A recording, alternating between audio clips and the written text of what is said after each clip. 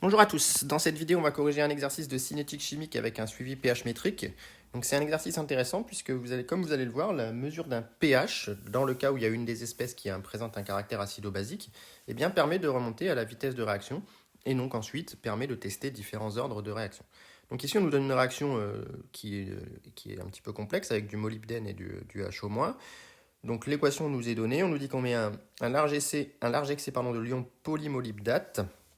Et on mesure le pH au cours du temps. Et pour nous aider, dans un premier temps, on nous demande de donner le lien entre la concentration en ion hydroxyde et le pH. Donc on se rappelle qu'en solution aqueuse, alors on va supposer évidemment que l'on est à 25 degrés Celsius.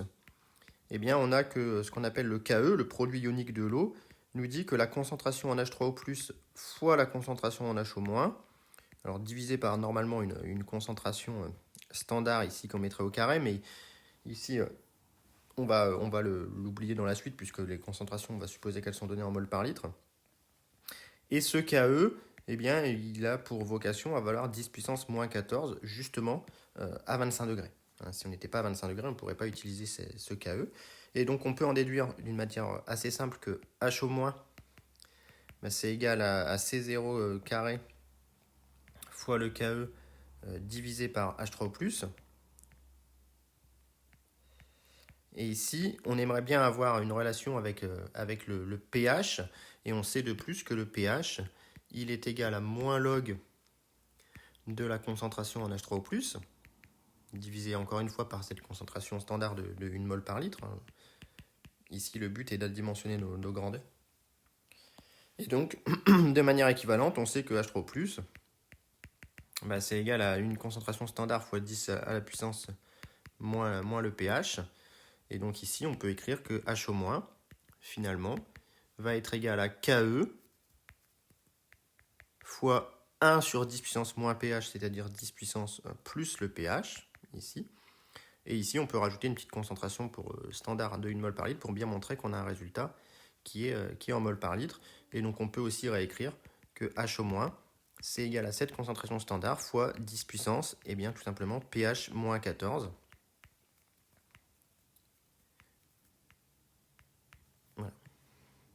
Donc on s'aperçoit bien que plus le pH est petit, plus HO- est petit, c'est normal, puisque en milieu acide, on n'a pas trop d'ion HO-. Par contre, plus le pH est grand, et bien plus HO- va être grand. Donc voilà pour la relation demandée entre le HO- et le pH.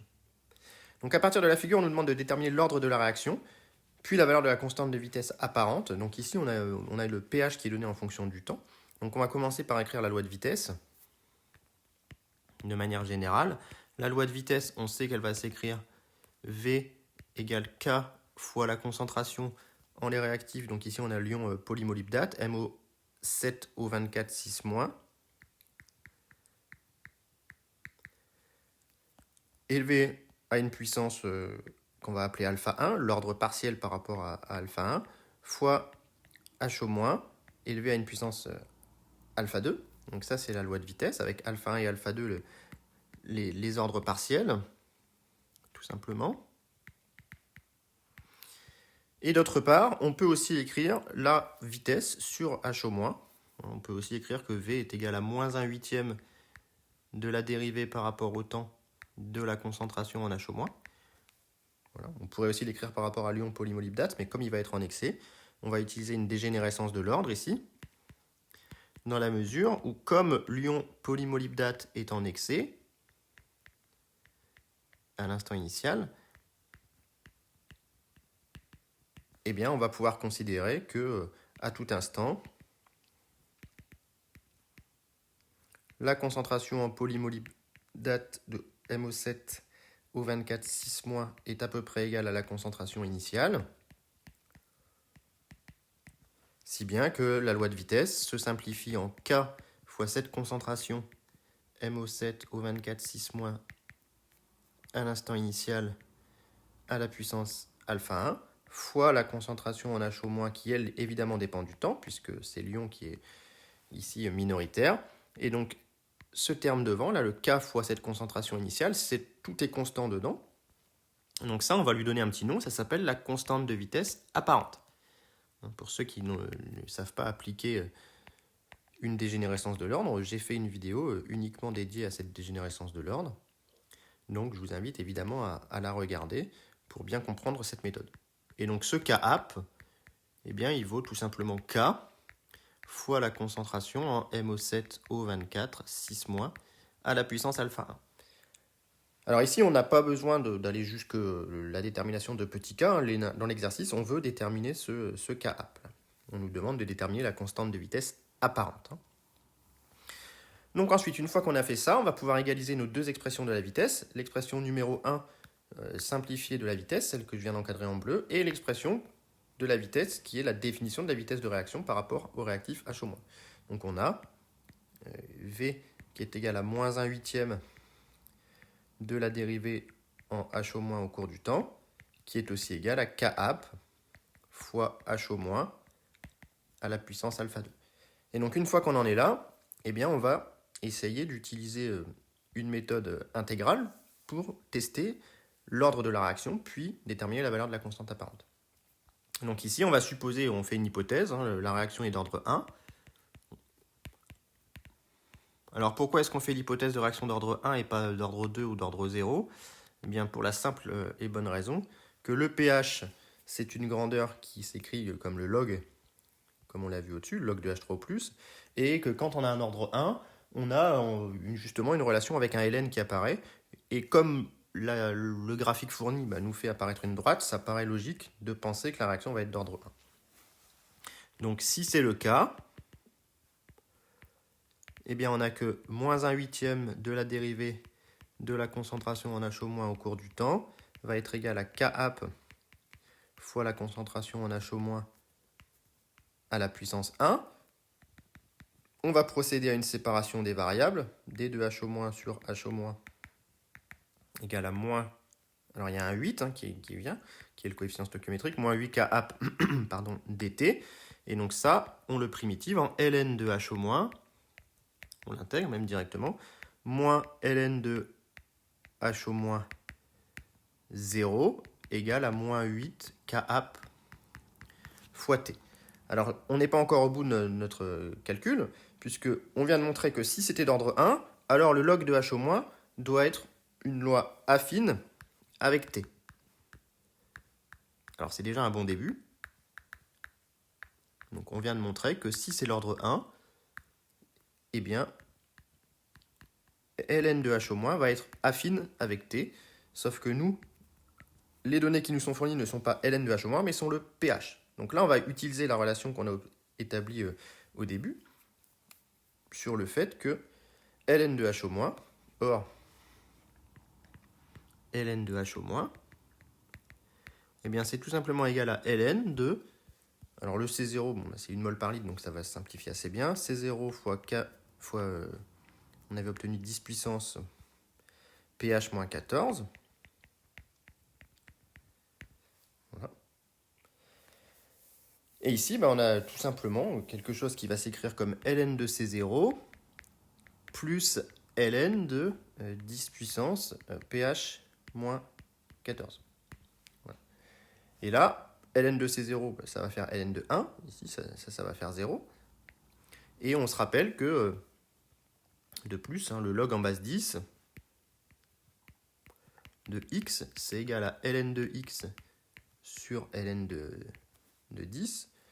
Donc finalement, de manière réciproque, ln de x, c'est égal à ln de 10 fois le log en base 10 de x. Alors pourquoi j'utilise ça? Parce que moi, j'aimerais bien avoir le log en base 10 pour faire tomber justement la puissance de 10, ici qui est 10 puissance pH moins 14. D'où ln de h au moins. Mais comme c'est égal à ln de x, je vais utiliser que c'est ln de 10 fois log 10 de 10 puissance pH moins 14. Et ça, log 10 de 10 puissance pH moins 14, ça fait tout simplement pH moins 14. Donc je me retrouve avec ln de h au moins, qui est égal à ln de 10, que multiplie pH moins 14. Et donc si je reviens dans ma loi que j'avais intégrée au-dessus, là, que je suis en train de surligner en vert, eh bien je peux remplacer ln de h au moins par ce que je viens de trouver. Et donc je vais trouver que ln de 10 fois pH-14 est égal à ln de h au moins 0. Alors, on n'en a pas vraiment besoin de cette valeur initiale. Moins 8 Kap fois T. Et donc, enfin, que le pH, il est égal alors à 14 plus ln de h au moins 0 sur ln de 10. Ça, c'est le log 10 de h au moins 0. Moins 8 Kap sur ln de 10 fois T. Donc, pour conclure, c'est peut-être pas facile à suivre, mais si on a un ordre 1, alors pH de T est une loi affine de coef directeur moins 8 Kap sur ln de 10. Voilà. Et comme nous, dans l'énoncé, on nous donne ce pH de T, pH en fonction du temps, on le voit bien ici, ça c'est pH en fonction du temps, eh bien, on s'aperçoit qu'en effet, si on essaye de tracer une droite, on a un très bon alignement des points par rapport à cette droite de régression. Donc, l'ordre 1, ici, est validé. On a clairement pH de T qui est une loi affine. Et donc, avec le coef directeur, je vais le mesurer. Le coef directeur, je ne vais pas l'appeler alpha, je vais l'appeler, je ne sais pas moi, petit a. Je vais prendre les deux points les plus éloignés, A et B. Eh bien, c'est tout simplement YB moins YA sur XB moins XA. C'est-à-dire YB, si on vient le lire, c'est de l'ordre de 10,8. YA, c'est de l'ordre de 11,7 divisé par 0,025. Et donc, je suis en mesure de calculer ce coefficient directeur, 10,8 moins 11,7 divisé par 0,025, ce qui fait moins 36 en unité SI, puisque le temps est donné en secondes. Donc, ça fait des secondes moins 1 ici. Et donc, ça, c'est mon coefficient directeur. Or, je sais que le coefficient directeur, au vu de ce qu'on a écrit au-dessus, il est égal à moins 8 Kap sur ln de 10. Donc, eh bien, je peux trouver Kap, qui est égal à A ln de 10 moins A ln de 10 sur 8. Et donc, si je prends ce 36 fois ln de 10 divisé par 8, eh bien, je trouve 10,4 secondes moins 1 comme étant la constante de vitesse apparente. Donc attention, ici, la constante apparente, elle est en seconde moins 1. Ça ne veut pas dire que la constante K serait en seconde moins 1, mais la constante apparente est en seconde moins 1, puisque c'est un ordre 1 par rapport au réactif H-.